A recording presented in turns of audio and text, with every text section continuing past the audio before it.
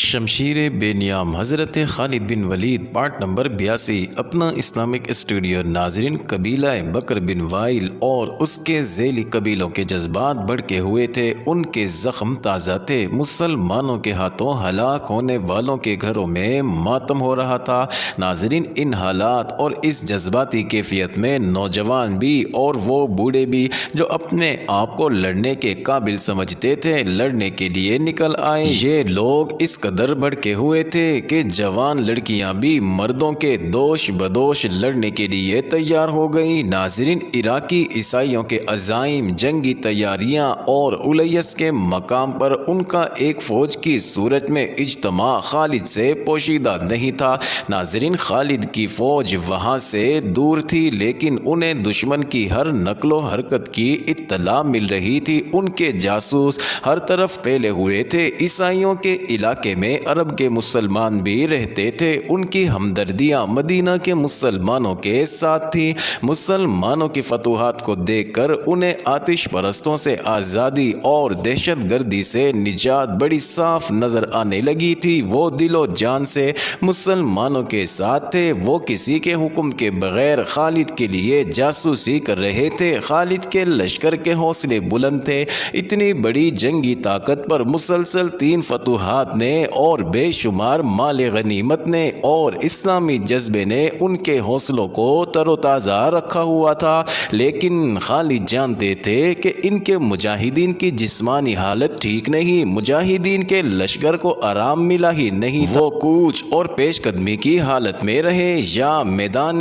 جنگ میں لڑتے ہی رہے تھے، انہیں مکمل آرام کرنے دو۔ خالد اپنے سالاروں سے کہہ رہے تھے، ان کی ہڈیاں بھی دکھ رہی ہوں گی، جتنے بھی دن ممکن ہو سکا میں انہیں آرام کی حالت میں رکھوں گا، اور ان دستوں کو بھی یہیں بلا لو جنہیں ہم دجلہ کے کنارے دشمن پر نظر رکھنے کے لیے چھوڑ آئے تھے۔ تم میں مجھے مثنی بن حارثہ نظر نہیں آ رہا، وہ گزشتہ رات سے نظر نہیں آیا، ایک سالار نے جواب دیا۔ ناظرین، ایک گھوڑے کے ٹاپ سنائی دیے جو قریب آ رہے تھے۔ گھوڑا خالد کے خیمے کے قریب آ رکا۔ مثنی بن حارثہ آیا ہے، کسی نے خالد کو بتایا۔ مثنی گھوڑے سے کود کر اترا اور دوڑتا ہوا خالد کے خیمے میں داخل ہوا۔ تجھ پر اللہ کی رحمت ہو ولید کے بیٹے، مثنی نے پرجوش آواز میں کہا، اور بیٹھنے کی بجائے خیمے میں ٹہلنے لگا۔ خدا کی قسم ابن حارثہ، خالد نے مسکراتے ہوئے کہا، تیری چال ڈھال اور تیرا جوش بتا رہا ہے کہ تجھے کہیں سے خزانہ مل گیا ہے۔ خزانے سے زیادہ قیمتی خبر لایا ہوں ابن ولید، مثنی بن حارثہ نے کہا۔ میرے قبیلے کے عیسائیوں کا ایک لشکر تیار ہو کر الیس کے مقام پر جمع ہونے کے لیے چلا گیا۔ ان کے سرداروں نے دروازے بند کر کے ہمارے خلاف جو منصوبہ بنایا ہے وہ مجھ تک پہنچ گیا ہے۔ کیا یہی خبر لانے کے لیے تو رات سے کسی کو نظر نہیں آیا؟ خالد نے پوچھا۔ ہاں، مثنی نے جواب دیا، وہ میرا قبیلہ ہے، میں جانتا تھا کہ میرے قبیلے کے لوگ انتقام لیے بغیر چین سے نہیں بیٹھیں گے۔ میں اپنا حلیہ بدل کر ان کے پیچھے چلا گیا تھا، جس مکان میں بیٹھ کر انہوں نے ہمارے خلاف لڑنے کا منصوبہ بنایا ہے، میں اس کے ساتھ والے مکان میں بیٹھا ہوا تھا، میں وہاں سے پوری خبر لے کر نکلا ہوں۔ دوسری اطلاع یہ ہے کہ ان کے سردار اس مقصد کے لیے مدائن چلے گئے ہیں اور وہ ارد شہر سے فوجی مدد لے کر ہم پر حملہ کریں گے۔ تو اس کا مطلب یہ ہوا کہ اپنے لشکر کو آرام کی مہلت نہیں دے سکوں گا۔ خالد نے کہا، کیا تم پسند نہیں کرو گے جس طرح ہم نے دلجا میں آتش پرستوں کو تیاری کی مہلت نہیں دی تھی، اسی طرح ہم عیسائیوں اور آتش پرستوں کے اجتماع سے پہلے ہی ان پر حملہ کر دیں۔ خدا تیری عمر دراز کرے ابن ولید، مثنی نے کہا۔ طریقہ یہی بہتر ہے کہ دشمن کا سر اٹھنے سے پہلے ہی کچل دیا جائے۔ ناظرین، خالد نے اپنے دوسرے سالار کی طرف دیکھا جیسے وہ ان سے مشورہ مانگ رہے ہو۔ ہونا تو ایسا ہی چاہیے، سالار عاصم بن عمرو نے کہا، لیکن لشکر کی جسمانی حالت دیکھ لیں، کیا ہمارے لیے یہ فائدہ مند نہ ہوگا کہ کم از کم 2 دن لشکر کو آرام کرنے دیں؟ ہاں ابن ولید، دوسرے سالار عدی بن حاتم نے کہا، کہیں ایسا نہ ہو کہ پہلی 3 فتوحات کے نشے میں ہمیں شکست کا منہ دیکھنا پڑے۔ ابن حاتم، خالد نے کہا میں تیرے اتنے اچھے مشورے کی تعریف کرتا ہوں، لیکن یہ بھی سوچ کہ ہم نے 2 دن عیسائیوں کو دے دیے تو کیا ایسا نہیں ہوگا کہ فارس کا لشکر ان سے آن ملے؟ ایسا ہو سکتا ہے۔ عدی بن حاتم نے کہا لیکن بہتر یہ ہوگا کہ آتش پرستوں کے لشکر کو آنے دیں، یوں بھی تو ہو سکتا ہے کہ ہم بکر بن وائل کے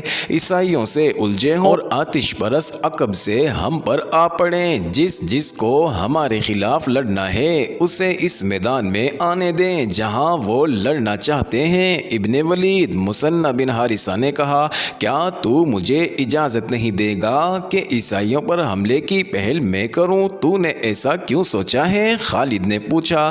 اس لیے کہ جتنا انہیں میں جانتا ہوں اتنا کوئی اور نہیں جانتا، مثنى بن حارثہ نے کہا، اور میں اس لیے بھی سب سے آگے ہو کر ان پر حملہ کرنا چاہتا ہوں کہ ان کے منصوبے میں یہ بھی شامل ہے کہ ان کے قبیلے کے جن لوگوں نے اسلام قبول کر لیا ہے انہیں قتل کر دیا جائے۔ میں انہیں کہوں گا کہ دیکھو کون کسے قتل کر رہا ہے، اس وقت ہماری نفری کتنی ہے؟ خالد نے پوچھا۔ 18,000 سے کچھ زیادہ ہی ہوگی، ایک سالار نے جواب دیا۔ جب ہم فارس کی سرحد میں داخل ہوئے تھے تو ہماری نفری 18,000 تھی۔ خالد نے کہا اس علاقے کے مسلمانوں نے میری نفری کم نہیں ہونے دی۔ ناظرین، مورخوں نے لکھا ہے کہ ان 3 جنگوں میں بہت سے مسلمان شہید اور شدید زخمی ہوئے تھے۔ بعض نے لکھا ہے کہ نفری تقریباً آدھی رہ گئی تھی، لیکن مثنى بن حارثہ کے قبیلے نے نفری کی کمی پوری کر دی تھی۔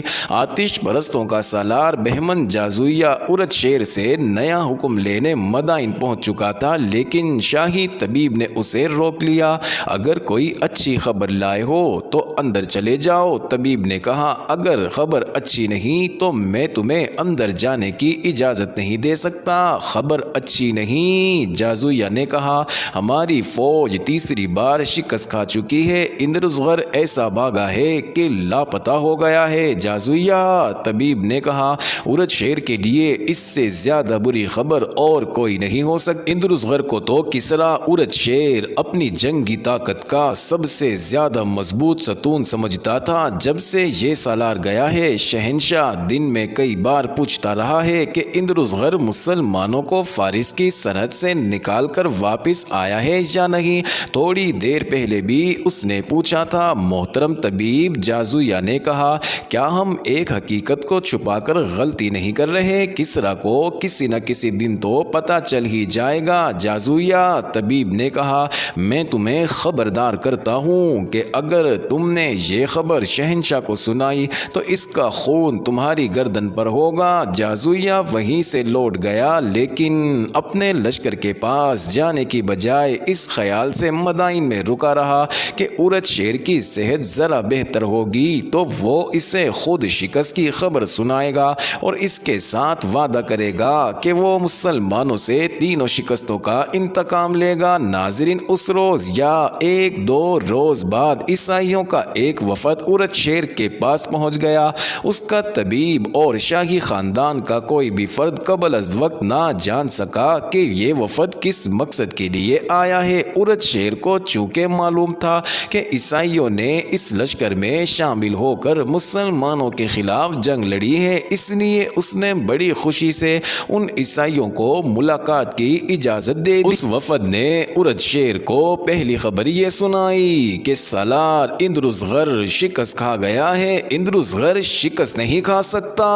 ارد شیر نے ایک جھٹکے سے اٹھ کر بیٹھتے ہوئے کہا کیا تم لوگ مجھے یہ جھوٹی خبر سنانے آئے ہو؟ کہاں ہے اندرزغر؟